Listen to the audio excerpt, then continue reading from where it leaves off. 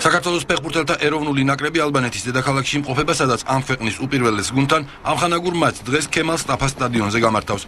ოფიციალურად დადასტურებული ინფორმაციით, ნაკრებთან ერთად არ იმყოფება ალექსანდრე ამისულაშვილი, რომელიც ტირანაში ტრამვის გამო ვერ გაემგზავრა. საბოლოოდ თემურ ქეცბაიას განკარგულებაში 21 ფეხბურთელია. ალბანეთთან ამხანაგური შეხვედრა ბოლო მოსამზადებელი ტესტია მარტში საფრანგეთის ნაკრებთან შესარჩევი ეტაპის მატჩის წინ.